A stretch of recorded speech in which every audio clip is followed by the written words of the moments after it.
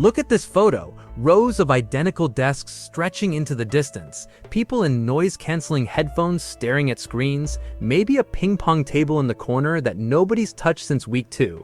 This is the modern open-plan office, and I need you to understand something. Every design decision that created this room was made with perfectly good intentions, and every single one backfired so completely the numbers read like a practical joke. Here's the headline. In 2018, researchers strapped infrared sensors to employees at 2 Fortune 500 companies switching from cubicles to open layouts. No surveys, no self-reporting. These badges measured, with physical sensors, whether 2 people were actually facing each other and talking.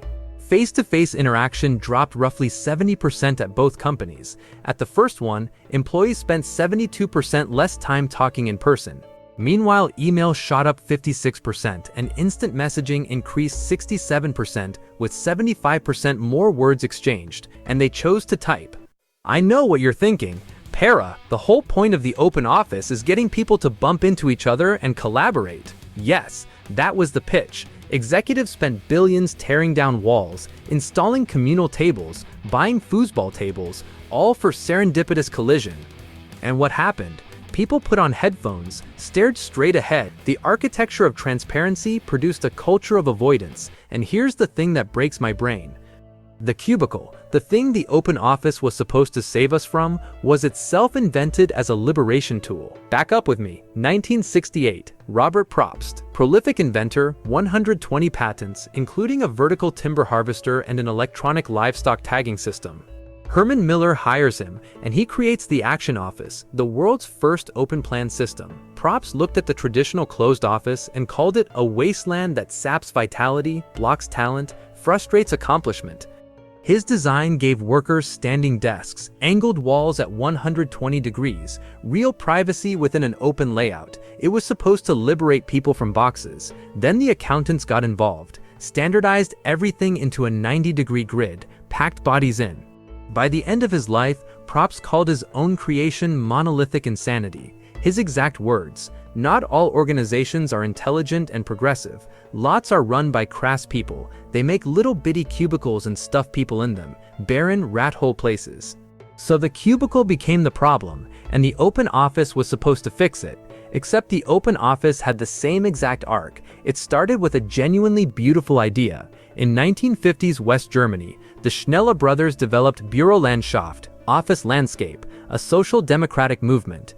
Pull managers onto the main floor, separate groups with plants, flatten hierarchies. The goal was genuinely egalitarian. Then American companies got their hands on it, hollowed out every ideal, and turned it into pure density math. How many bodies can we fit per square foot? You know that open office I showed you at the start? It's not collaboration, it's a feedlot. And the research, when anyone bothered to do it, is absolutely brutal. Let me walk you through what happens to a human brain in one of these rooms. The ideal noise level for intellectual work is 40 to 55 decibels, about as loud as a quiet library. Researchers exposed clerical workers to low-intensity open office noise for 3 hours. Workers showed elevated stress hormones. Even though they didn't feel stressed, the damage happened below their conscious awareness. They couldn't even tell it was hurting them. Another study found that after just 8 minutes of simulated open office noise, subjects showed a 34% increase in sweat response and a 25% increase in negative mood. 8 minutes. You sit down with your coffee, and before your screen even wakes up, your body is already in fight or flight mode. One researcher tracked the interruption math. After a single interruption, it takes an average of 23 minutes and 15 seconds to fully refocus. The average knowledge worker switches tasks every 3 minutes and 5 seconds. With 10 to 15 interruptions a day, you lose most of your productive hours before you've done anything. You're paying people to show up and get interrupted. One study found that only 1% of employees can block out distractions and focus without extra effort. 1%, that's down from 20% just 3 years earlier, a 95% collapse. Meanwhile, 96% of executives said productivity matters, and only 6% invested in acoustic solutions. They know it's a problem, they just won't pay to fix it. The health costs are somehow even worse. One large study found that workers in open-plan offices with more than 6 people took 62% more sick days than those in private offices. It's dose-dependent. The more people share your air, the more you get sick. And the dollar math. Workplace distractions cost U.S. businesses an estimated $650 billion per year. By 2017, roughly 70% of U.S. offices had low or no partitions. Facebook's main workspace is 10 acres of open office. You could fit 7 football fields in there.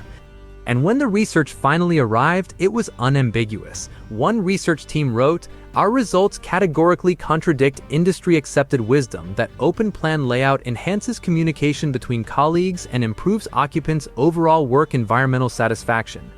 Categorically contradict. Those aren't weasel words. That's a full-throated scientific reversal. So look at that photo again. The rows of desks, the headphones, the glowing screens, the ping-pong table gathering dust in the corner, 5 feet apart, emailing each other instead of speaking.